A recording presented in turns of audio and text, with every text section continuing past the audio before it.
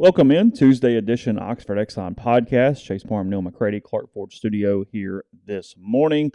We will dissect and discuss what Lane Kiffin said to the media yesterday, talk some injury news, a little bit of it, not from Kiffin. He was pretty mum on that. He actually seemed a little frustrated, I think, regarding that topic. We'll get into that. I think that's safe. And more, some NFL, some MLB, and then what potentially a college football mock would look like, or what a mock does look like, what a college football playoff would potentially look like moving forward as well. Ross Dellinger and those guys at Sports Illustrated do one of those, not every week, but a good bit during the college football season. So a couple thoughts on that as we will get to that reality, which will be quite fun here at some point in the future when it comes to college football and the inclusivity of a 12-team playoff. So that and more coming up on today's show.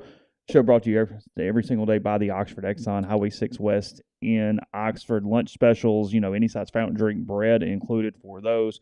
Great different options, change up every single day of the week. And with another home game this weekend, Blue Sky location giving an official Ole Miss game day football jersey away. They're doing 7 of those this season, one for every home game, one from every home game. So every time you make a purchase at the Blue Sky location, you get a chance to enter in multiple purchases, multiple entries to win an official Ole Miss game day football jersey. So take advantage of that. Again, we're coming to you from the Clark Ford studio. We are. Clark Ford is in Amory, Mississippi, 662-257-1900. Call that number. Ask for Corey Clark. Tell Corey what Ford product you're looking for. He'll send you a quote within 15 minutes in business hours, right to the bottom line. No hassle, no haggle. You get your quote.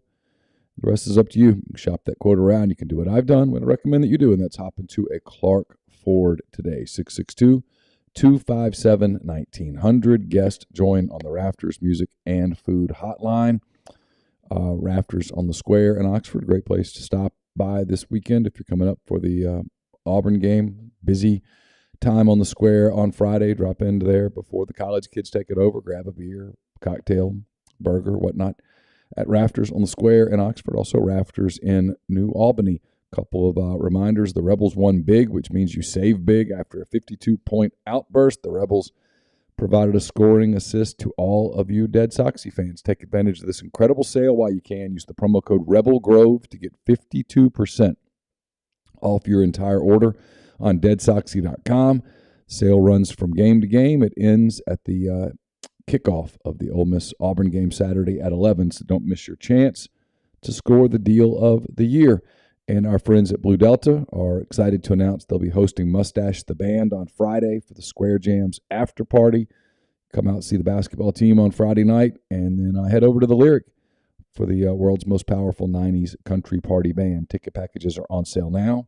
Some tickets include jeans, some don't, but all include admission to the concert and an open bar this week. There's a special deal for listeners of our little podcast here. Enter the code POD50, POD50, POD50 at checkout for $50 off your ticket with an open bar and the opportunity to avoid the lines on the Square. It's quite a deal. Go to bluedeltajeans.com/afterparty to get your ticket today. A couple things up on the site. The Davis and Igbonosin Show, brought to you by the College Corner, is up in podcast form. It's also up in video form as well. It's brought to you by the College Corner, 2 locations in the Jackson area, plus collegecornerstore.com. And the Mason Brooks Show is up. That's brought to you by The Rogue, 4450 I-55 North in Jackson, or therogue.com. Troy Brown, The Troy Brown Show, brought to you by Comer Heating and Air, Southern Air Conditioning and Heating, will be released a little later today. Different names, same great products and services. If you live in Oxford or Tupelo or the surrounding area, call Comer, 662-801-1777. If you live in Hernando, Memphis, or that area, call the people at Southern, 662-429-4429. As I mentioned in the open, a lot of reports regarding Michael Trigg and his injury that he suffered on a 28-yard catch during the second half of the win over Vanderbilt on Saturday. It is a clavicle fracture, which is a broken collarbone for laymen. But however you want to call it. There have been reports of an extended link to the injury, potentially season-ending. Yesterday, I spoke to Dr. Reeves Moore with Special Orthopedic Group. He joined the podcast. You can listen to it there. And in his interpretation, again, he is not the doctor on Michael Trigg. We simply discussed all forms of clavicle fractures and what the treatment plan for that would be. And with surgery, he thinks that it's anywhere from a 4 to 6 week recovery. He's done it in as fast as 3, getting football players back on the field. Anything beyond 6 probably would mean complications or at least severe pain where pain management was not possible at that point. So go listen to the podcast. Again, he spells it out much better than me, being an idiot of medicine, can do. But with surgery quickly, he indicated that it would be very, very strange if Trigg was beyond that 4 to 5 week period, which would be Alabama, Arkansas, somewhere in that standpoint. 4 weeks from yesterday was the Monday going into Alabama. So that is sort of a timetable depending on anything regarding that. Again, I have not heard that they have chosen surgery. I have not heard a surgery date. I know nothing. I'm simply saying that from speaking to a orthopedic surgeon, that is what the protocol would be and when Michael Trigg would potentially be back on the field. So why do you think others are reporting that he's out for the year? Where do you think they're getting that information? I mean, I guess it is possible that they have chosen not to have surgery, which, again, from my very limited frame, that doesn't make sense according to what Reeves told me yesterday on the podcast that people can listen to. I mean, but who all would know? A very small number of people. I mean, and then, too, it's also possible people just say that because they hear break in a collarbone and just guess. You know what I mean? I guess that's perfectly possible, too. Hey, because, when I first saw it, somebody said, hey, he's got a fractured collarbone. I'd go, oh, well, that's not good. That's going to take a minute because you're hitting people and doing different things. Mm-hmm. I was kind of shocked. I started sending some texts, talked to Reeves, hey, what do you think? He goes, I don't know, 3 to 4 weeks. I went, oh, that's better than I expected. I did not anticipate that, so.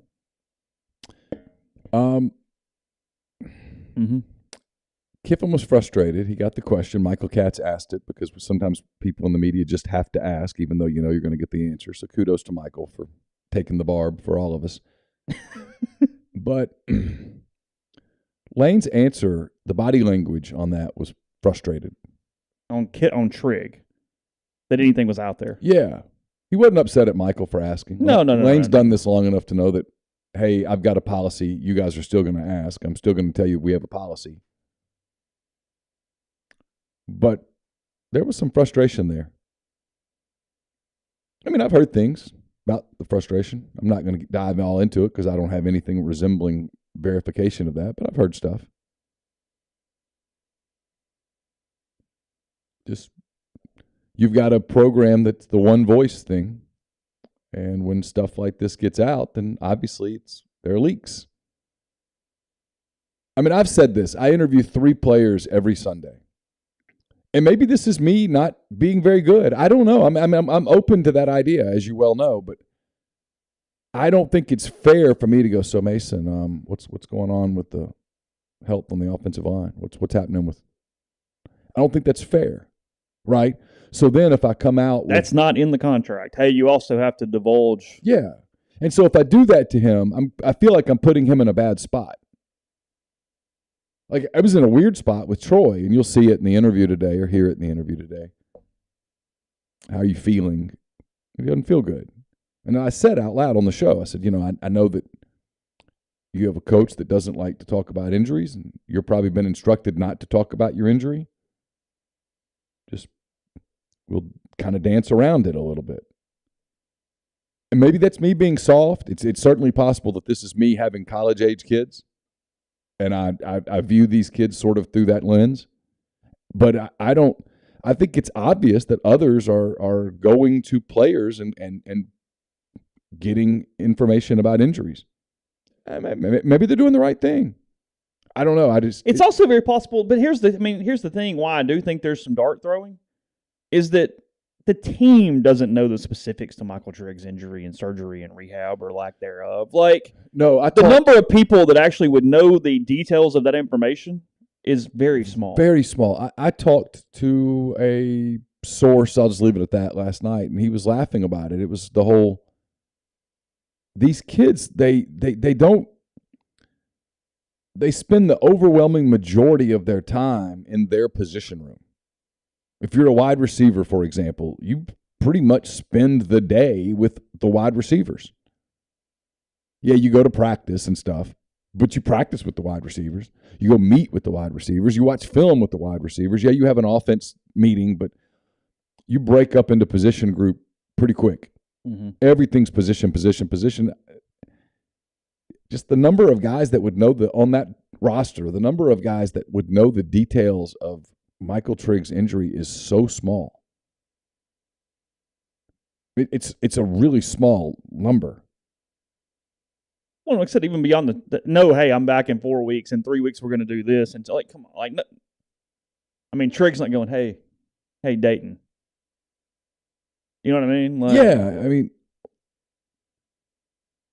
you could tell that it was an injury, not just he didn't just get dinged. You could tell by the way that they went and looked at him, and then they got his pads off of him, and they escorted him into the locker room. You could tell something was wrong. My suspicion at the time was that he'd separated a shoulder. But I noticed that they weren't popping a shoulder back in. So I did wonder, hey, I wonder if that's collarbone. I thought about it. I don't know. Look, there's some. I'm trying to do this diplomatically, Chase. I really am. You're just sitting there letting me just hang myself. No, let me finish. There are some that just will not say the words "I don't know" because they've made a living off being the insider. I'm just telling you, there's not 10 people. There aren't 5 people in that building that are leaking. Well, and again, because this isn't about, oh, well, they said this, I'm saying this. That's not the point. The point is, if you're correct, why is the protocol vastly different? It becomes the story. You know what I mean? Yes. It's not that, oh, wow, I want to be right or you're right or anything else. It's that, hold on a minute, I've got a very clear understanding of what this is supposed to look like in my understanding. So if that's way wrong, then what the hell's going on? If it's a fractured clavicle and he is out for the year, it begs the question, why? Yes. Today's just October the 11th. Why is he out for the year? If a doctor who has essentially been a team doctor for the premier program in the country says, no, we get him back in 3 to 4 weeks.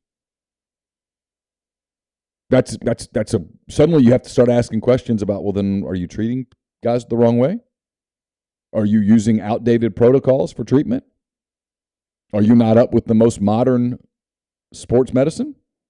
Those all become legitimate questions. Unless the injury is more severe. Which is a whole other story. And that's possible. Yeah, sure.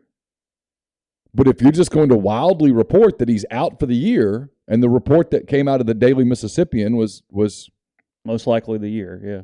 And it was collarbone. Yeah. Well, if it's a collarbone and he's out for the year, the question is why? The regular season's not over till Thanksgiving. Today's the 11th, so you got 20. There's more than 6 weeks before Thanksgiving. The state week is 6 weeks. Thanksgiving is 6 weeks from Thursday. Get your turkey now. Yeah. Kidding. Don't get it now. I guess you could get it and freeze it now. Use the Oxford Exxon to smoke your turkey if you would like. Yeah. We'll tell you all those details later in the year. There you go. But that is the question. If it's a broken collarbone, why is he out for the year? He does not have any red shirt recourse, guys. Whether it be a medical or a normal. No, he's played 6 games. He's played too much. Come on. The rules for medical red shirt are no game. It's no more than 3 or 4 games, no more than 30% of the season, and no game in the second half of the season is the medical red shirt rule. But he's past the 30%. That's what I'm saying. Yeah, so it does not. Yeah. Rebel Grizz is funny. That is good. So no, I mean, I'm going off of everything I know to go off of. I believe that I passed along or asked someone with credible medical information yesterday, and that's what we know about the injury and about the potential. Reeves? He doesn't know anything about medicine. Well, he's just out there just spitballing. Just whatever. So he just poking needles and stuff and going, does that feel good? No? Tape it up. Yeah, I mean, he uses a chainsaw when he opened. I'm kidding.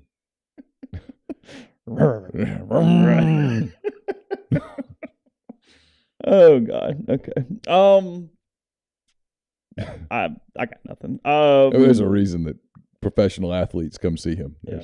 Trust literally the tools that the make millions and millions and millions of dollars that are inside that thing. This knee sort of matters. I need it fixed right.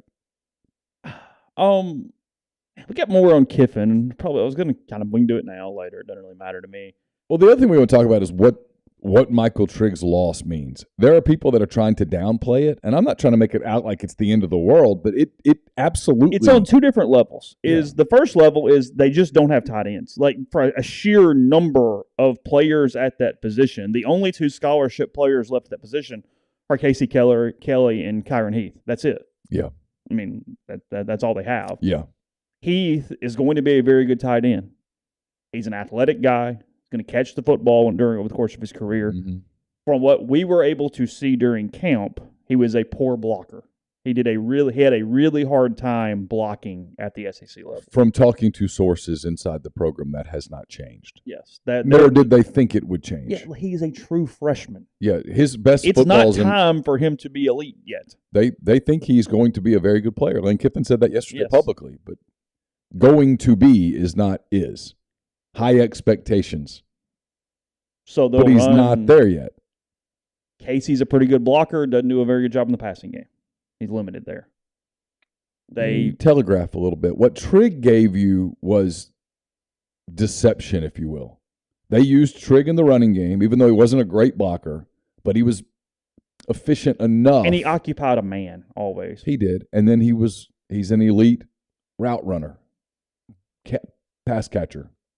He gave them another weapon. Mm-hmm. Without him, I think what you're going to see is a whole lot of the 4 receiver set, which I think they call it cheetah. And in that situation, who is the 4th receiver, number one? And number two, how does that affect the running game? Because that's completely different blocking versus a tight end. So you got Heath and Mingo on the outside. Jordan Watkins has emerged as a very reliable weapon on the inside. I wrote about him yesterday at rebelgrove.com. It's in a notebook. The other guy, I mean, they want it to be Jalen Robinson. He just hasn't stayed healthy. The hamstring's banged up again.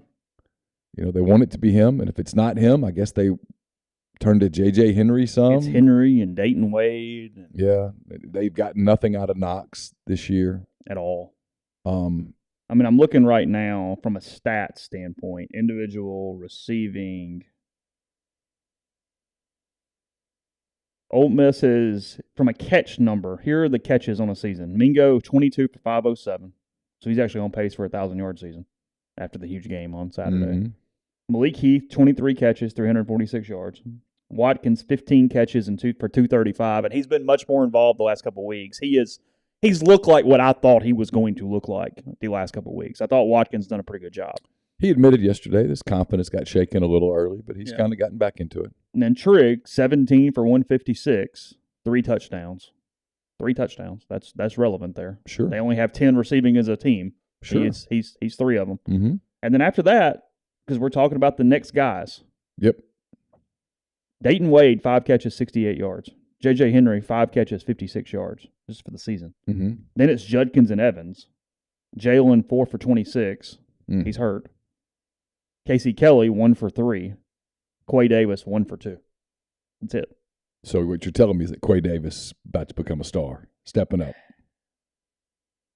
I'm telling you, they could really use even, what was the, I mean, I'm blanking on a name, which makes me really bad. What was it, Pearson? What's the kid from Western last year, that showed Jaquan? up? Yeah, he showed up for a minute. They could use him right now. Yeah, that's what for sure. What I'm telling you. Jalen Knox does not have a catch on the season. Yeah, Dana should have stuck around. Oh, right now, been critical. Yeah. I mean, in all seriousness. I know. He could give you a little bit. I wasn't joking. Yeah. So that's the thing. You can go 4 wide, but who is it and what does it mean for you? Are you better off doing something else? I mean, I don't know. It's why I asked Kiffin the general question, and I thought got a pretty good answer. Not asking for specifics, but how beat up are you? And he started off with it is what it is, and then he started getting into what it is, that every team has issues, and they've got some, and then he said we've got a lot. And they do. I thought that was a telling answer. They've got to get through 3 more games to get to the open date. At some point, attrition gets you. I wrote about this in what he said, what he meant. MyPerfectFranchise.net, by the way, sponsors that. You look around and you start to see some teams that are having injury losses, like losing games because of injuries. Kentucky and Arkansas. Those 2 in particular have probably lost football games that they otherwise may have won because of injuries. And you get to this place in the season where you start scratching your head a little, like how do we navigate this? So Ole Miss as a team has played 442 offensive snaps this season. Looking forward here real quick. Mingo, 348 of those. Malik Heath, 331 of those. Watkins, 281. Beyond that, J.J. Henry is the only healthy wide receiver on the roster who has averaged at least 15 snaps per game. Beyond that. Yeah. Nobody else has even averaged 15 per game. Jalen's at 96 over 6. Dayton Wade, 83 over 6, which is not past that. Kyron Heath, by the way, has only played 29 snaps this season. Well, it's where you also wonder a little bit about do you experiment with some stuff where you put I guess you can't do this until you know you have Bentley back. Do you experiment a little bit with Zach Evans in the slot, using Judkins where you put them on the field at the same time? Lane talked about, he hinted a little bit yesterday. He said, we're going to move people around like we always have. Oh, sure. I mean, they're not going to be slaves to the depth chart. No, they'll figure it out. They're going to move stuff. Just because you're next guy up doesn't mean that you're next guy up. The whole best 11, whatever that looks like. Yeah. Yeah. I mean, so you start to wonder, do you look for a lineup with Judkins and Evans in there at the same time? Yeah. But you don't want to put Zach in a position where you're asking him to do something that he's not comfortable doing, and that leads to an injury, and now you're thin. You're really thin at tailback. Yeah. And I don't know Bentley's situation, so. Yeah, he's missed 3 games now? I think he might be back because maybe I misspoke. So if anybody can correct me, maybe you can correct me. When media relations walked in yesterday, I felt like Bentley was given as an option. Did I misspeak that? I or mishear that? I didn't hear that. But I thought Bentley was one of the people that was mentioned as an option to talk yesterday. Oh, okay. I thought. Again, I could be wrong, but I thought I heard that. So, anyway. Podcast brought to you in part by Johnson Hill Creamery, johnsonhillcreamery.com. Auburn this weekend. Get your tailgate orders in now if you'd like them to help you out. Remember, they're opening up early, 8 o'clock on Saturday morning to make sure everybody gets what they need. Also, they will deliver straight to the Grove. They'll take it to your tent, get it set up, take care of it all for you there with Johnson Hill Creamery. And then let me also tell you about their Halloween cheese class coming up. It's October 27th, 6 to 7:30. It's at their shop at 1503 White Oak Lane. They're going to teach you how to create a spooky charcuterie board to take home, plus other tips and tricks, snacks, and dessert. You can reserve your spot on their website, johnsonhillcreamery.com. Also brought to you by Walk-On Sports Bistro. They put everything they've got into bringing you game day with the taste of Louisiana. Dig into their mouth-watering, made-from-scratch Louisiana cuisine like po' boys, gumbo, voodoo shrimp, plus fan favorites like juicy burgers, fresh salads, all in front of 70-plus TVs, more than 40 ice-cold beers on tap. Check them out in Oxford or Ridgeland. A-Stock Auctions is a Nashville-based online auction company with the mission to provide customers the power to name their price. All items at A-Stock Auctions start at just $1. That's right. Every item starts at just $1. Shop now at astock.bid or download their app. Name your price on thousands of items from big-name retailers. A-Stock Auctions has multiple locations around Nashville that offer local pickups, so don't miss it. If you want it, bid it, win it. Solutions RX is a probiotic multivitamin and supplement company created by Ole Miss Pharmacy alum Chris Cornelison. It's pharmaceutical grade, manufactured right here inside Mississippi. I've been taking some of their just like vitamins and support stuff, like the Solutions. Prescription support is what I meant to say. It's just kind of helps keep the vitamins in your body, helps limit side effects, keeps you more compliant taking your medications, helps keep you healthier over the long term. It's solutionsrx.com. Promo code OEP at checkout to get 10% off your first order. Holcomb Portable Buildings is located at 7991 Highway 7 South in Holcomb, Mississippi. At Holcomb, they custom build your building to your specifications, however you want your carport, ATV, or storage shed. barn, hunting cabin, or other buildings, Holcomb can accommodate you. Pick the color, the style, the windows, the doors. They'll make it happen. In-house financing is available.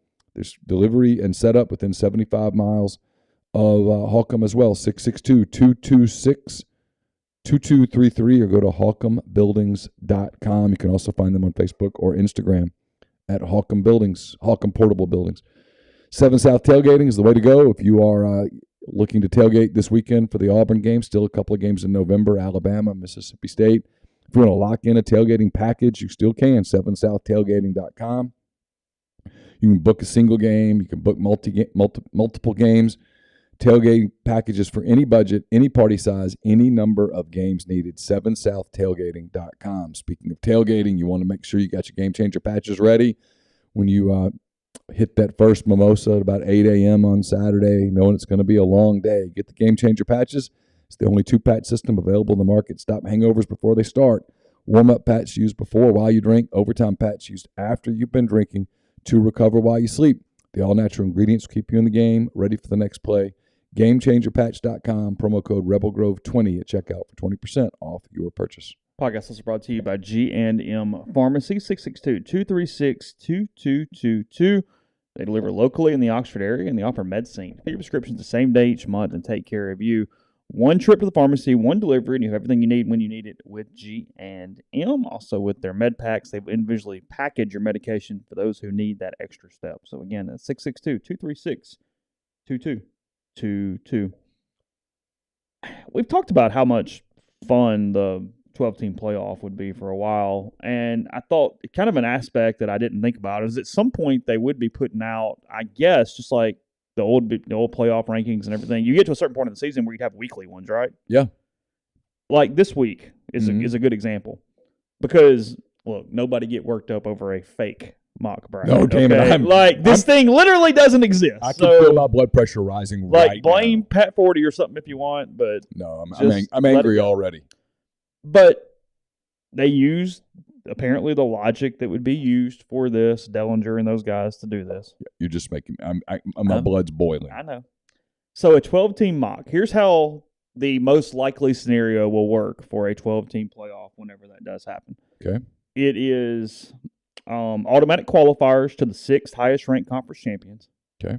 And then 6 at-large selections to the next 6 highest-ranked teams. Okay. According to that group, though, not AP, not coaches, none of that stuff. Okay. Right. The 4 highest-ranked conference champions receive byes. Has to be conference champions to receive byes. Yep. Independents are not eligible to receive a bye, so Notre Dame would never have a bye no matter what their record is. And the 4 first-round games are played on the higher seeds campus. Sign me up. 6 bowls to host the quarterfinals and semifinals in a rotation with teams assigned to their league's historic bowl affiliation. Everybody wins. Meaning like when Alabama's the 1 seed, they get to go to the Sugar Bowl for the semifinals. Awesome. They'll be in New Orleans, and we'll have the whole kit and caboodle. Roll Tide. Okay. And then they said also something to keep in mind. They're seeding teams based on how they performed and who they performed against, blah, blah, blah, of course. Of course, yes. So last week, Ole Miss was the 11 seed in their thing. Yeah, and I was pissed. That was the final at-large spot. Ole Miss was the 11 seed, and I don't remember who they were. So Ross and them were just assuming that Ole Miss isn't going to win the SEC championship. That is correct. Which pisses me off because Ross hates Ole Miss. So I'm getting there. Okay. This week, Ole Miss out of the 12. I'm out. That's it. They beat Vanderbilt. They get to 6-0, and they're out. No, I mean, that first half against Vanderbilt, then we're going to hold that against them. No, forever. Here's the point, and this is where I disagree, and I go, hold on, guys. And again, it's all going to work out. This thing does not exist. Doesn't exist. But the reasoning is poor here. It's where I'm going here. Yeah. I stumbled upon this. So quickly, the bracket, and then I'll get into the whys. TCU replaces Ole Miss as the final at-large spot. They hadn't played anybody. Michigan would host them in a quarterfinal or first-round game in Ann Arbor. Uh-huh. Oklahoma State would host UCLA in this argument. Who's UCLA played? What have they done? They beat a Utah team. I mean, lost big to damn deal. Ohio State, Florida. Ohio State gets the 2 seed. Bama gets the 3 seed. Okay. Clemson gets the 1 seed. Because they said they've beaten 2 ranked opponents. This is infuriating. The thing that doesn't exist. Yes. Clemson would play the winner of Tennessee Penn State in an 8-9 game. I mean, Penn State's getting mileage for beating an Auburn team that sucks. Again, I'm not whatever. This thing does not exist. Again, let me say that for the ninth time. Georgia, Cincinnati in a 5-12 game, and then SC with a 4 seed playing the winner of that in LA. These seedings really don't make sense, but that's not, again, it doesn't exist, so it does not matter. Let me say that again. But when you look at it, you go, hold on a minute, this is dumb. So it's a shame this isn't a Monday. I could ask Lane about getting screwed in this play. In the mock fake college football playoff I think thing. he would look at me and just go, I'm done, I'm leaving. So here's my point, though. I did ask him about Rock. This is not actual logic for humans to make, right? Okay, here's my point. Okay. It says, Ross, to his credit, in the very first paragraph under the bracket, says the bubble, : with TCU's road win against Kansas this past weekend, God, there's not a sentence we thought we would say in the preseason, the Horned Frogs bump out Ole Miss to take the last at-large spot in the bracket. It was a tough decision, but one broken down by the schedules. This is where it is bullshit. The Rebels win over Kentucky, while solid, no longer counts as a top 30 victory after the Wildcats lost to South Carolina. We're not factoring in Will Levis not playing in a football game? Yeah, and shouldn't at the time, they were ranked number 7.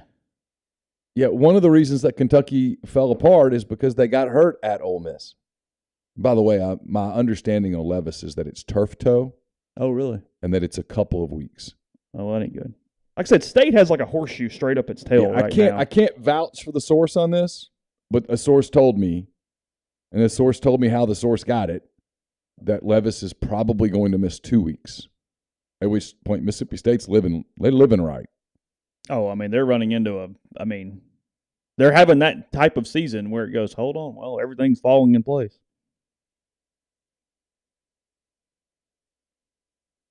And then UCLA gets in despite their strength of schedule being 108th. Are they? No, because they're not. They're not assuming anything. No. It's only to this date. Yeah. This doesn't make sense. No, but again, it does. Not only is it fantasy right now, but at this point in the season, there's still so much season left that my answer would be take a breath. Hey, take a breath. It's going to work its way out. Yeah. Because here's the thing. An SEC. Let's say take Ole Miss for example. An 11-1 Ole Miss is making the tournament. It just is. Well, 10-2 they're making the tournament. Probably. They might get in at 9-3. So my point is that I would my response to this today, if this were real, would be it's okay. Let it. There's half a season left. Ole Miss still plays Alabama. Ole Miss still plays Mississippi State. Still got to go to LSU, to College Station, to Arkansas. There's a lot left. Probably going to sort itself out. Frankly, it's a shame that we don't have it right now because it would be so much fun. Well, I guess that was my point. Was one, we would get to have these discussions. Two, they would be very much a playoff contender where we're covering playoff games and things that really damn matter. Yeah, completely. And then the other thing is it keeps so many other teams in play because getting to the top 12 opens up so many things versus the top 4 where you're eliminated almost immediately and it's okay, fine, whatever. Under this scenario,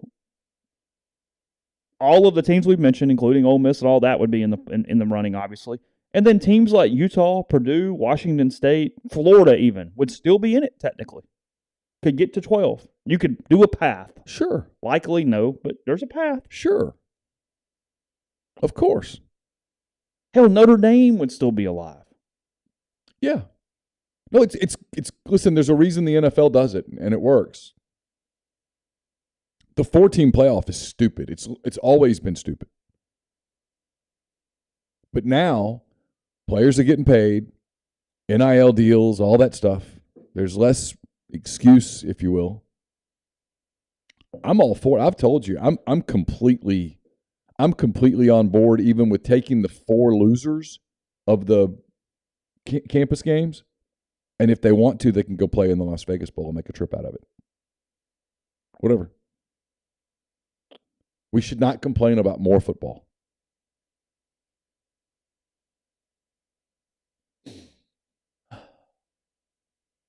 We should complain about more football. That's fair. I really would actually. I would probably love to go, hey, there's a mock out lane that you fell out of the 12-team playoff. You have any thoughts? He would look at you even weirder than when he looked at you when you asked about paper, rock, scissors yesterday. But he would give you an answer. I think he would tell you that I think he would laugh, and then I think he would tell you that he's for the playoff. This is good. It's good for the sport. It's good for, frankly, it makes programs like Ole Miss far more relevant than they've been in the past. Oh, I mean, it makes you completely relevant. You're in the playoff. I mean, look, even today, Kansas would go, hey, we can still get back.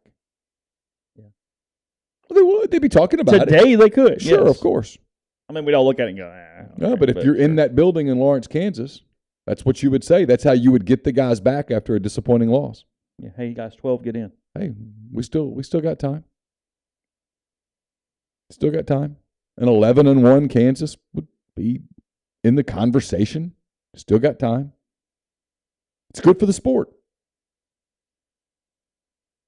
Yeah, you got 6 spots at large. No, he had no problem with the rock, paper, scissors. I'm just making fun. Like, he was completely fine with that conversation. I kind of laughed at it. Yeah, it breaks. It gives him some levity. It breaks the monotony a little bit for him. You say rock, paper, scissors or paper, rock, scissors? I say rock, paper, scissors. Do you?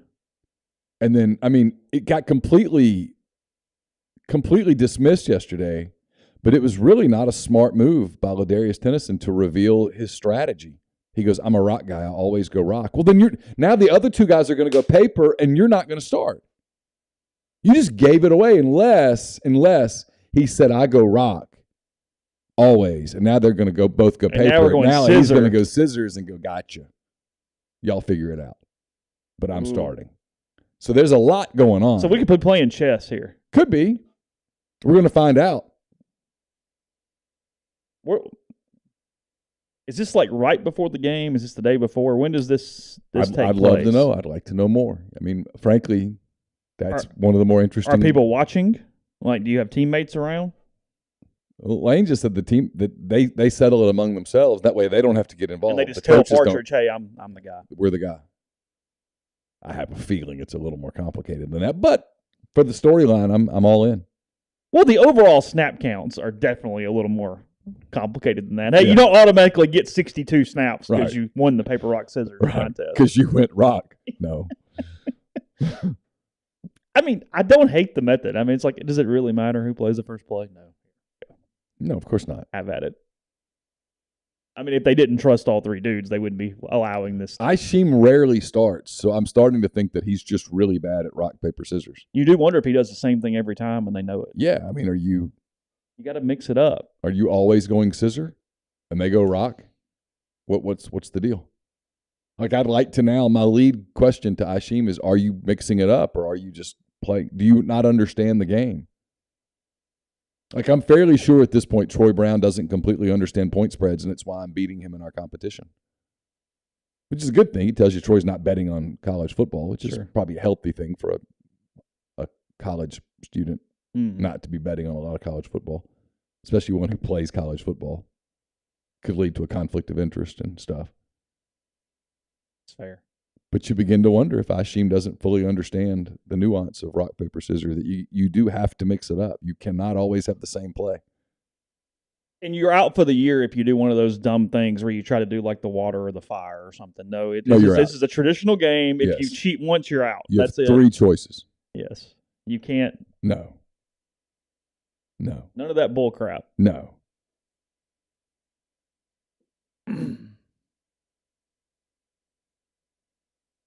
I mean, I guess they could call it something other than paper grind, but that's what it's called. Trying to make it. Don't make this more complicated than it is. The technical name is like what? Rochambeau? Is that right? Is that right? I didn't know. Isn't it Rochambeau? Or is Rochambeau something else? Rochambeau was the code word for the attack in the Revolutionary War on Yorktown. That ultimately was the finisher. Really? Mm-hmm.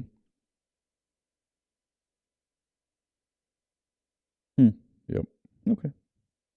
Napoleon and Alexander Hamilton. All those guys.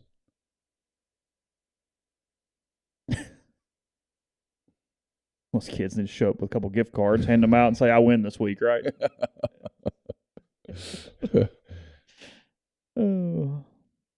You do wonder if one of them, like if Ashim or somebody finally goes, "Hey, we need a new game. If you don't start for like 5 weeks in a row," you're like, "Okay, like the hell."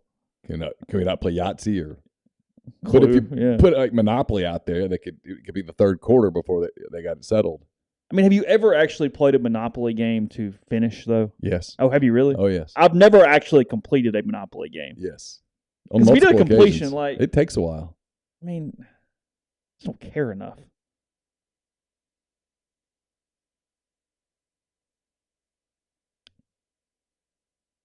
Whew. Yeah. Let's see. Lane yesterday. I guess that was about it. I don't think there was anything else that really stuck out. He was in a good mood. He was fine. He used Jonathan Mingo's award to speak to other members of the football team in a not so subtle. Who do not give the type of effort that in Jonathan a not Mingo. so subtle fashion. I was trying not to laugh as he did it twice. He did go back to it. Well, he got asked again about Mingo, and instead of going, "I've already talked about this," he went, Which you could have done. He goes, if you in a meeting, if you ask every player who likes football, they all raise their hand, but that's not true. And he went into more detail. That's true. Oh, there's no question about it. Not everybody likes football. Not everybody who plays college football loves football. He pointed out Mingo being very emotional when he couldn't play last year, when he got the Jones fracture and was out for a while. Yeah. Effectively ended the season. Well, he said on Saturday, that had Jonathan not gotten hurt last year, he probably was going pro. Ole Miss is very fortunate he did not go pro. Sometimes things happen for a reason, all that stuff. Lane's gotten real deep the last few months. He is different. He's a lot deeper than he was in 2020. I mean, he admitted he said, he's happy for Matt Jones, but he felt bad about the Clark Lee thing. I thought that was really interesting. Because I watched, remember we talked about it on the show. Yeah. I watched them interact, and I couldn't tell whether Clark was upset with Lane. And it turns out Clark was not upset with Lane. Lane was explaining to Clark, here's what we did. I kind of feel bad about it, but here's why we did it. And I was trying to get this. And I'm sure Clark Lee was like, look, dude, we were doing onside kicks and going for two, so it's all fair. Yeah, you can't do one and then get pissed about the other. I mean, no. I did not get the impression from talking to people that Clark Lee was upset. No. They were trying to get one pass, throw it to Mingo, tell him to get out of bounds, go sit down, get the record. And then Vanderbilt was running a defense that prevented that. Yeah. And then they finally created a way, and in the process they'd moved down the field, and then they let Jones get a couple of carries, and he gets in the end zone because he was trying to score. Well, I don't blame him. And Lane was like, we should have, in hindsight, probably should have just taken a knee. He did admit his team gets mad at him when he does that. Well, here's the thing. A guy like Matt Jones, bust his ass every week, comes out there busting his ass, knowing that the reality is he's probably not going to play. Today at practice, he's Tank Bigsby. Yes.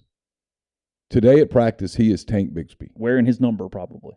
And the odds are he won't play Saturday. And next week, he'll be some cat for LSU. And the odds are he won't play, and he might not even travel. Yeah. But he'd been the scout team player of the week 4 weeks in a row, and they wanted to reward him. And they did. And I thought that was cool. Yeah, I got no problem with that at all. And I suspect that neither did Clark Lee. Clark Lee's got bigger problems. Yeah, whether Lane runs a series or not is not his. Got to go to Athens. With backups. Got to go to Athens. Probably wondering if is there any way we could get a hurricane in the Gulf real quick? Is there something we can do? I do feel bad for the kids when they go into a game like that. Sure. Where you can't even convince yourself you're competitive. No, and if I'm Clark Lee, I'm trying to think of a way to subtly do this where I can spend the week preparing for Missouri. Because you can't get that one. I'm gonna take my shot there. Yeah, we're running trick. We're in on Missouri. Letting it all hang out next week. Yeah, this is the game that you want to send the message across to Kirby that goes, "Hey, I got Eli. I got Drinkwitz next white week. flag. Here's the white flag. Can we figure out how to do this in a way that? Yeah, I got one I can get coming up. Yeah, let's. We're not really. I know y'all almost didn't get him, but I feel like I got a shot on that one. Why don't y'all dial it down a little? Yeah, we'll dial this down a little. Let's just get to next week. You've got bigger fish to fry. You've got Florida coming up, bud. Yeah, and we got one. We got one. We think maybe, just maybe. Yeah. Well, I mean, that's where you want to like paper airplane the message across, like, hey. Well, here's the deal on that. I'll mention it after the break in a second. Prime Shrimp, primeshrimp.com. 6 different flavors right there to your door, shipped directly to you, and then 10 minutes, or fewer than 10 minutes in boiling water. They are ready to go. Restaurant quality shrimp on your plate. The newest is lemon cracked pepper. The signature is a great versatile all-purpose option as well. They've got the Louisiana shrimp boil, the Simply shrimp that you season yourself, or maybe more discerning palates or kids, and the French Quarter Alfredo and the garlic herb butter, something for everyone there. They also are selling their 2-pound bags of individually frozen shrimp, a lot like what's at the grocery store, except a higher quality shrimp from the New Orleans-based company. So that's code MPW for $20 off your first order. That's primeshrimp.com. ACS is owned by my friend Clay McNutt, the Beast of Baldwin. It's a complete electrical control system solution provider, a Rockwell Automation recognized system integrator. ACS can service and install Rockwell Automation, Allen Bradley, Siemens, ABB, Square D, and many other manufacturers. It's ACSLLCMS.com. Lammon's Fine Jewelry is at 1126 North Lamar Boulevard in Oxford. They've been serving the Oxford area for 3/4 of a century. Engagement rings, wedding rings, fine jewelry, pearls, fashion jewelry, collectibles, and more. It's the gold standard in fine jewelry. It's lammonsfinejewelry.com. Or call them at 662-234-2777. Brought to you by Pinnacle. Get in touch with Pinnacle's 401k advisory services team. They'll conduct a complimentary, no-obligation benchmarking and analysis of your current 401k plan. It's mypinwealth.com, MYPINN wealth.com. John Edwards of Regency Travel Incorporated in Memphis is the guy to go to if you're thinking about making a trip. You want a trip to be kind of fun. We're working on the road to Boise on McCready and Siskey. The loser has to protest the unethical treatment of potatoes at the famous Potato Bowl in Boise in December. Yeah, we're trying to make it a fun trip. I got in touch with John. I was like, hey, can you work up a couple things? And he did. So now we're trying to sell that. And but regardless, we'll go to Boise, and John's going to help us get there. 901-494-3387 or jedwards@regencytravel.net. If you're coming up this weekend, make OPA a part of your weekend. It's the newest restaurant on the square. Gyros, wraps, kebabs, redfish, lamb chops, handcrafted cocktails, an amazing candlelit patio, and more. 306 South Lamar, just south of the Square Courthouse. I'll have a mailbag up tomorrow. It's brought to you by Whitney McNutt of Tommy Morgan Incorporated Realtors, serving you for all your real estate needs in Oxford and Tupelo. Whitney sells condos, land, commercial, and residential family homes. You can reach her at 662-567-2573, 662-842-3844. And we're brought to you by Service Specialist Staffing and Recruiting Agency. They sponsor Neal's Picks, which will be out on Thursday. They've been connecting great job opportunities to candidates since 1967. If you're on the job hunt, they can help you. If your company is looking to hire quality, hard-to-find talent, they can help you as well. Keep in mind that payment of service is solely contingent on if you decide to hire a candidate that they send. It's always free for the candidates. You've got nothing to lose. Give Will, Sydney, or Kelsey a call at 662-832-5138 or check out their new and improved website, servicespecialistltd.com. Saw Ole Miss made Scott Van Pelt's bad beats for the week. Would count. Speaking of the late score there. Yeah. So put Ole Miss over the number. I appreciated it. Did you? I did. Yeah, I was expecting a knee. I was starting to go, hey, it's going to be all right. And then, yeah, not all right. Not so much. It's okay. How much have lines moved? I'm pulling them up. I'm curious now. Hell of a Monday night game last night. Chiefs 30, Raiders 29. NFL just delivers week after week. Week after week. You know that is one frustrating place in Vegas because the Raiders are not bad. No. And they're 1-4. They just keep blowing games. They could be 4-1. Blowing games. Yeah. Kansas City down by 17 last night. Travis Kelce scores 4 times. The Raiders blew the one against the Cardinals. I mean, it's just it's been every week. There's been some issue there. They played the Chargers close in week 1, but last. They are 1-4. Chiefs now 4-1 after the home win over Vegas. Ole Miss line seems to have settled finally. It was kind of volatile a little bit yesterday. Ole Miss minus 14.5, which is a better number than 16. 16.5 at one point yesterday. I was like, what the hell? 16.5. It got up to 16.5 yesterday for a little bit. And then people jumped on Auburn plus the points. And now it appears to have settled. I'm looking to see some of the other lines. I'm just kind of curious. Alabama minus 7.5 at Tennessee. That line is settled. Oklahoma State plus 3.5 at TCU. That line is settled. NC State, a lot of money coming in on the Wolfpack because that line now down to 3.5. Ooh. It was 5. The Arkansas line, a lot of money coming in on Arkansas, which I think is a sign that KJ Jefferson's going to play. That line down from 3 to 1.5. Let's see what else we've got here. Vanderbilt, Georgia's 38.5. Wisconsin's a 7-point favorite at Michigan State. LSU still a 3-point dog at Florida. ULM somehow getting 17 points at South Alabama. If you want to take the Warhawks to win, you can get the money line at 625. Tells you how confident that Vegas is in the Jags. Clemson is a 3.5-point favorite at Florida State. Stanford is 16.5-point dog at Notre Dame. Nebraska, 13-point dog at Purdue. The Mississippi State line keeps going up, which tells you that what I'm hearing probably is right. Mississippi State, a 7-point favorite in Lexington. USC, still a 3.5-point underdog at Utah. North Carolina, a 7-point favorite at Duke. Washington State, a 3.5-point dog at Oregon State. And then that big Nevada game that Chase is looking forward to. Nevada, minus 6 at Hawaii. That's all? That's it, minus 6. The Wolfpack suck too. Clearly. I mean, State seriously could have 4 SEC games in a row against backup quarterbacks. That is amazing. Sometimes when you get lucky, the luck comes in spades. I mean, man. It just runs through. Bill Connolly this week ranking the 15 remaining unbeaten teams in FBS. They have Ole Miss slated at number 7 per the computers. That's right. One I've got computer them has Ole Miss at 8. One computer has Ole Miss at 6. Mm-hmm. They give their odds of going 12-0 at 6.4% is what they have that at. That's about right. They give them an 84% chance of beating Auburn on Saturday per the computers. Why are the Rebels not ranked higher? The droughts are concerning. The Rebels scored 21 points against Troy in 11 minutes and 28 against Tulsa in 13, but managed just 14 total points in those games in the other 96 minutes. They scored 14 on Kentucky in 6 minutes and 8 in the other 54. They scored 10 in the first 29 against Vandy. Against better teams, you don't get away with that. Why are they why they aren't ranked lower? The surges are exhilarating. Jonathan Mingo is maybe the nation's best deep threat.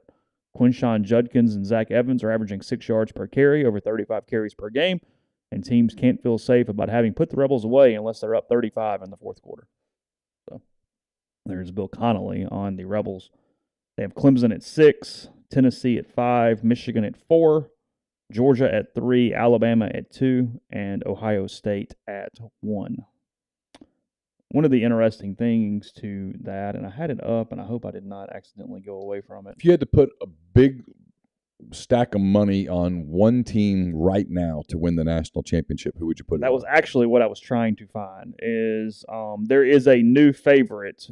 Ohio State is now the betting favorite in Vegas to win the national title. Win the whole thing. Who would you bet on if you had to bet on one team today? Had to put it all on one team.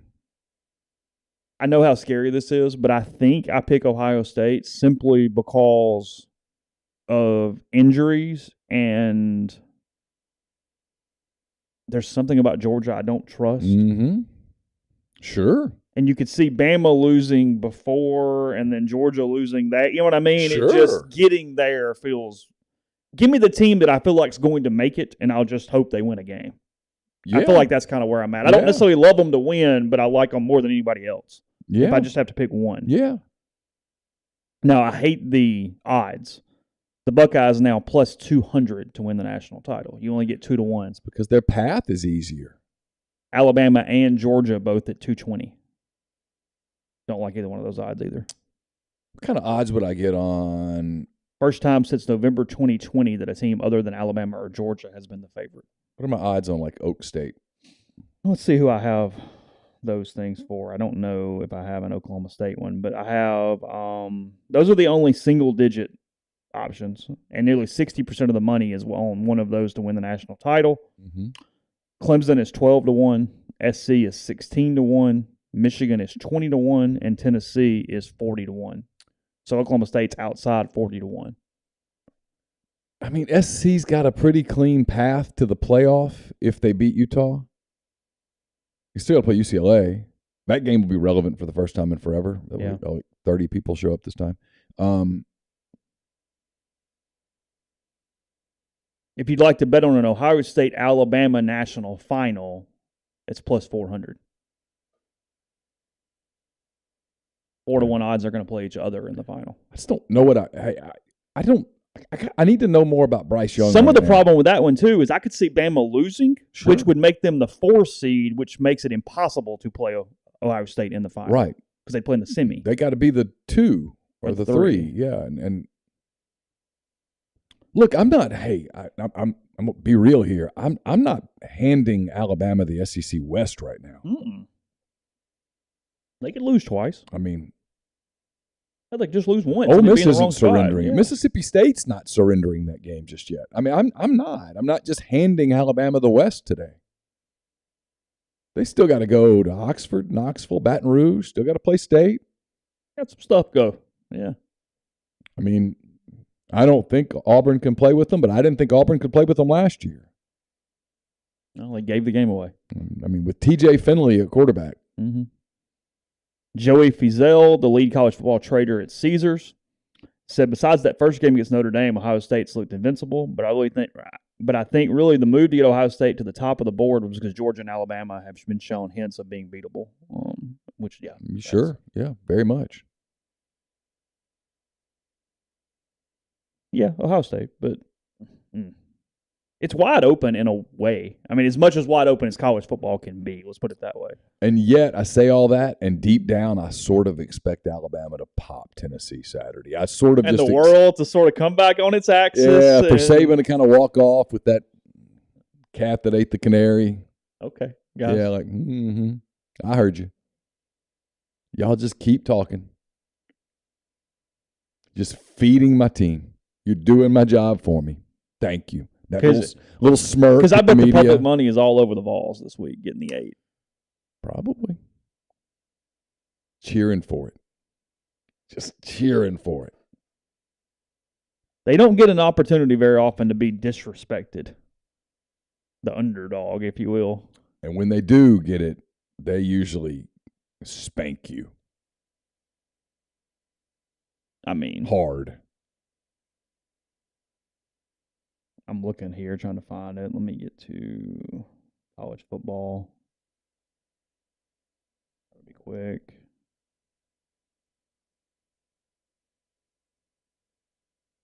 Alabama, Tennessee. 84% of the bets are on Tennessee. 84%. Yeah, give me Bama. Alabama has 16% of the bets at minus 7.5 right now. I'll just take Alabama. That's just 84. They're going to roll in there with their cigars ready to go. What did you see where they ordered goalpost? Did you see it yesterday? No. Assuming it was real, I did not do any double checking here. But somebody somewhere said something about Danny White had made sure they had additional goal, some sort of.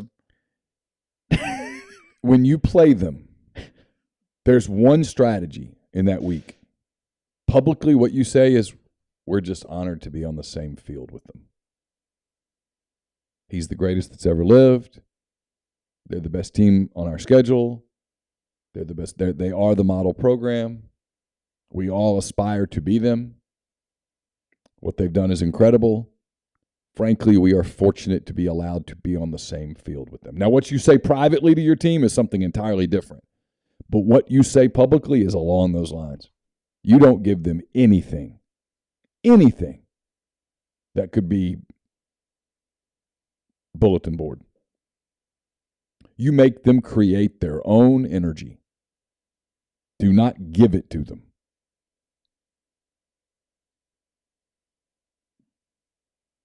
Don't wake sleeping tigers.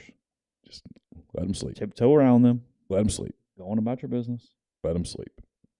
Hope they're asleep. Hope they're asleep. But you damn sure don't throw hot water on them like, ha-ha.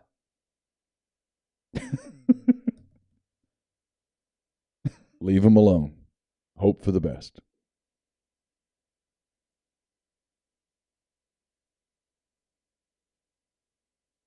I'm told that Bryce Young could have played Saturday, that Saban and them felt like they could win without him. It was awfully close, but they did ultimately win. I do believe Bryce Young will play on Saturday. Oh, really? Yes. I have that on pretty decent authority, that Bryce Young will play Saturday. Okay. If he doesn't, I mean, it feels like he. Yeah. Yeah, I think he's going to have a big day. Kind of feels like the game where Will Anderson has a big day. Kind of feels like they announced their presence with authority. It's kind of what I'm expecting. Game day, SEC Nation, everybody's there. It's like everybody's showing up for some coronation, and they're going to walk out of there going, we're still the king. That is a good point. Like, it is a certain amount of, like, everybody's getting a spectacle for the party. Remember when you were a kid? Well, you probably don't remember this, but like there'd be a the championship match, and you were like, oh, this is going to be the time. Finally, whoever the champ is that you were tired of, this is when they finally lose. And they build it up, and everybody's cheering for the underdog. And 2 or 3 different times the ref goes 1, 2, and his hand's almost there, and he lifts up. And then ultimately the champ wins, and he walks out keeping his belt, and everybody goes home disappointed. Feels like that. Feels like everybody's there to see a dethroning. And instead somebody's getting beheaded. Alabama's going to walk out with the belts around. Yeah. Kind of Ric Flair. Like, I just kind of almost, wouldn't that be cool if Nick Saban was like, to be the best, you got to beat the best. Woo! I'd love it. I'd laugh out loud. I just think Tennessee goes home unhappy. I just don't see it. It doesn't feel right. It doesn't feel right. Doesn't feel right. It feels like it's just too much right now. Just not. Just not there. Tennessee sort of did its part last week. They dismantled LSU, and everybody's like, oh, here we go. I don't It's good for Tennessee they got UT Martin next week. Sure. They're fine. I mean, look, just if they get beat by Alabama, it doesn't mean that he's not. But you wouldn't want State or somebody next week. But it doesn't mean that he's not making progress in Knoxville. It very clearly is. Yeah, I mean, beating Alabama's hard. Yeah, they're good. It's why I think Kiffin wants this Auburn game so bad. It's because it's the only team outside of Alabama that he hadn't handled here. Mm-hmm. And when you hadn't beaten Alabama, you go, well, nobody else does it either. Also gives him a 14-game home winning streak into the Alabama game. Sure. Yeah. Podcast brought to you in part by Northeast Spark, SPARC, serves people across rural communities. 2 packages, the Ignite, the 100 Mbps, or the Blaze, the 1 gig that powers the Clarkport studio. Your hometown team bringing you world-class broadband. That's nespark.com. 662-238-3159. Phone service, pro controls, network security, and much more. So again, give them a call for the best internet in Lafayette County. That's 662-238-3159. Don't just accept what you see, but imagine something new. Step forward, chase after a better version of yourself. Every day, Corinth Dental is helping people reinvent themselves one smile at a time. Dr. Bubba McQueen, Dr. Jenny Beth Hendrick are devoted to restoring and enhancing the natural beauty of your smile using conservative, state-of-the-art procedures, including Invisalign. These clear aligners are the virtually invisible way to improve your smile. Call Corinth Dental today for a no-cost digital scan of your teeth. Let them show you the way to a straighter, healthier smile. 12 months, no interest, no down payment financing available at corinthdental.com. Pinpoint Commercial Real Estate, based out of Jackson, Mississippi. They service the entire state in all commercial asset classes such as industrial, retail, office, medical, and land. BB Mitchell with Pinpoint provides a plethora of commercial real estate services, but his core focus is sourcing investment properties for his clients. Pinpoint sets itself apart with its ability to source off-market opportunities for its investor clients, which maximizes returns. Pinpoint takes great pride in its attention to detail, professionalism, and hard work for all your commercial real estate needs. Call BB Mitchell, 601-934-5008. And we're brought to you by Southern Traditions Farm. It's a 68-acre, 32-stall upscale equestrian training and boarding facility in Canton, Mississippi. 2 sand rings, a grass ring, miles of wooded trails, a lot offered at Southern Traditions. Get in touch with them on Facebook or Instagram at Southern Traditions Farm. We'll be taping Butcher versus Spin Instructor later today. That's brought to you by LB's Meat Market. LB's will be a great place if you're coming in this weekend. Maybe you're doing the Grove thing early on Saturday, and then you're going to light your grill, enjoy the late slate, and enjoy the great weather on Saturday night. Stop by LB's, 2008 University Avenue in Oxford. All the freshest cuts of beef, chicken, pork, house-made sausages, fresh seafood, so many other things there at LB's Meat Market. Associated Press reporting that the NFL has agreed to essentially look at their roughing the passer penalties moving forward, try to find some semblance of balance here with them. A lot of people are wanting video review of them to put that into something that is reviewable, as there have been 3 or 4 very critical calls that clearly were not malicious in the last 2 weeks that have changed games, including the Chiefs almost losing after a really bad call on Chris Jones last night in this Monday Night Football game. The poll reporter got the quote from the head official after the game, said the quarterback is in the pocket and he's in a passing posture. He gets full protection of all the aspects of what we give the quarterback in a passing posture. My ruling was the defender landed on him with full body weight. The quarterback is protected from being tackled from full body weight. The problem was that he did not have the ball. It was a fumble, and that as they were piling up, Jones fell on the quarterback. It's not roughing the passer. Right, he is not passing. Because he wasn't passing. The NFL does instruct referees, if there is even a doubt, call the penalty. That is the only penalty where the NFL tells their officials to err on the side of caution and be much more liberal with flag throwing versus any other penalty. There's been no directive after the Tagovailoa hit or anything like that. That's simply how they've been calling it this season. It takes 24 votes to pass should a team ask for a vote without the competition committee requesting said vote. It would take 24 to change the rule for roughing the passer. So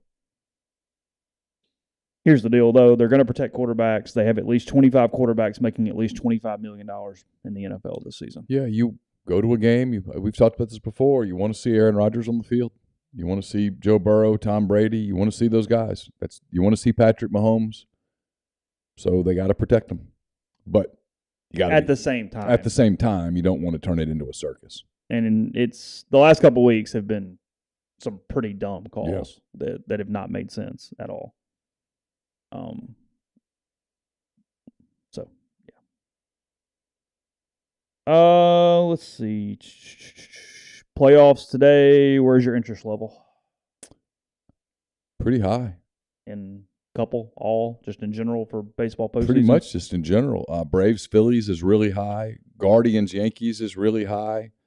Astros, Mariners is pretty high.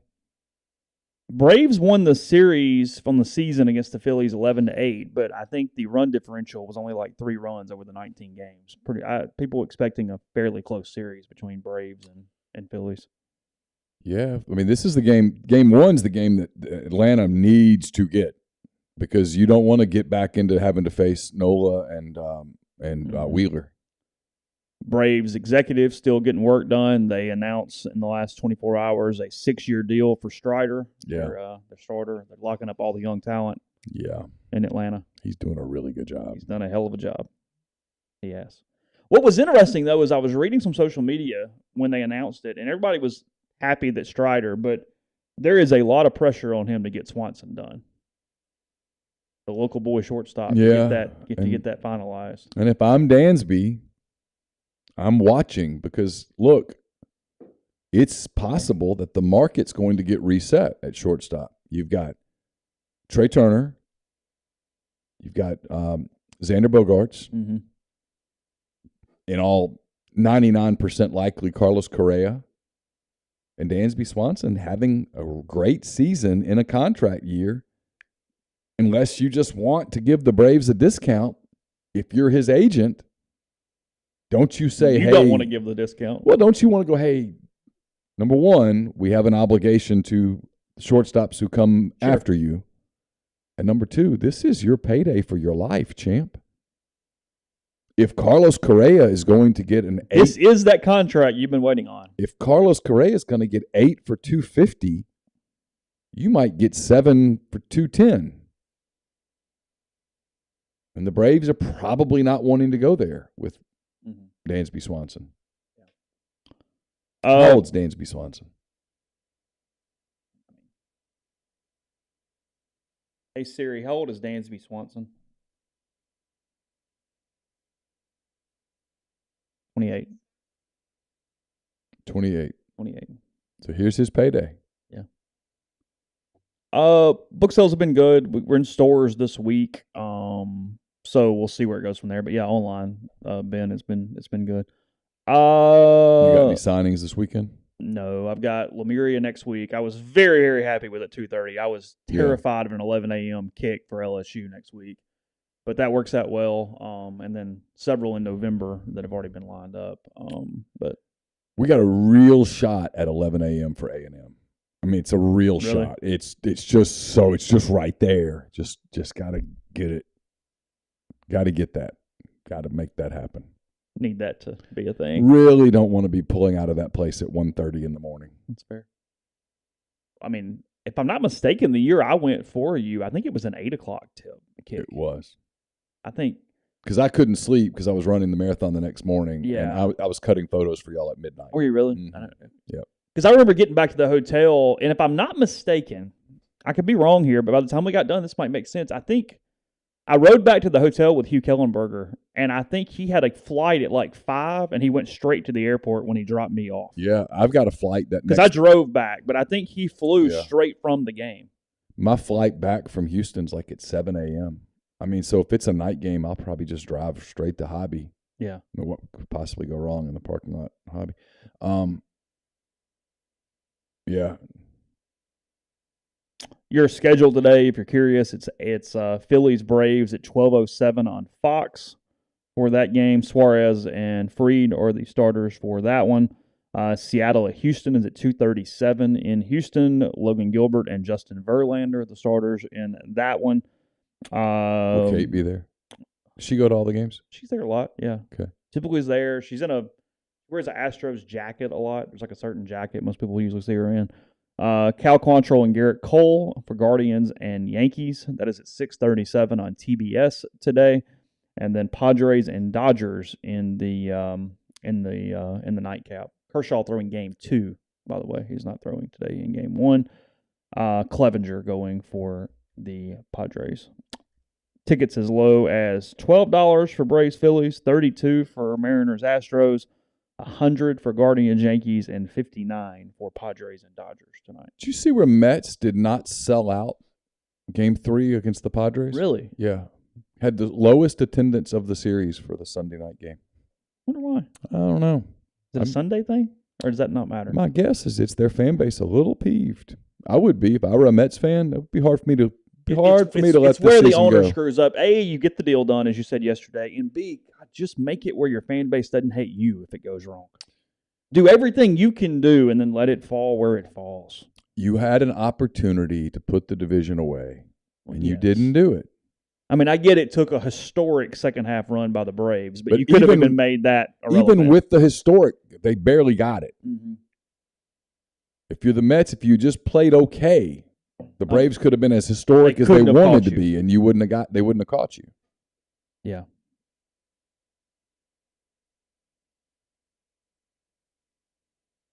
That was Cowboys number, by the way, 5 in the ESPN Power Ranking this week. 4-1. Yeah. I had no problem with that. No. Cowboys, Eagles, Bills, Chiefs. Going to be a great, great Sunday. Giants up to number 11, 4-1. Hard to ignore them. The ESPN computers give them a 53% chance of making the playoffs, which speaks to still some low probability. That would make Brian Daboll the NFL Coach of the Year. Oh, God. I mean, that trophy's his if he makes the playoffs. Yeah, because they. Oh my God, they've Yeah. been horrible. He's doing it with Daniel Jones. Yeah. It was a big win for them in London against Green Bay. I don't know if you saw their sideline. They celebrated that. That was probably a happy plane ride back. We thought that AFC West was going to be just the slobber knocker for 17 weeks, and the Chiefs now have an 88% chance of winning the division, even in week whatever we're in. So, Chiefs, Bills, Eagles, Vikings, Cowboys, the top 5 teams currently. Minnesota, really? 4-1. Yeah. What's interesting about this, and this is not going to stick, but we love the AFC. Mm-hmm. I mean, I still do. I still think it's the better conference. Mm-hmm. However, 4 of the 6 teams, top 6 teams in the NFC in this current ranking right now. Now 1 and 2 in the AFC. Boy, the Cowboys look real. It does feel like we're collision coursing a little bit for Chiefs Bills Part 2 in the postseason. Yeah, no matter where it's going to be. That's why this game's huge. Yeah. The Bills would love for that thing to be in Orchard Park. They would. Yeah. Yeah. So, all right. Stuff at rebelgrove.com today. Remember to check out all the shows on our network. And we will have more to you today and the rest of the week leading up to Ole Miss and Auburn, 11 o'clock Saturday from Vaught Hemingway Stadium. So take care, and we'll talk to you again soon.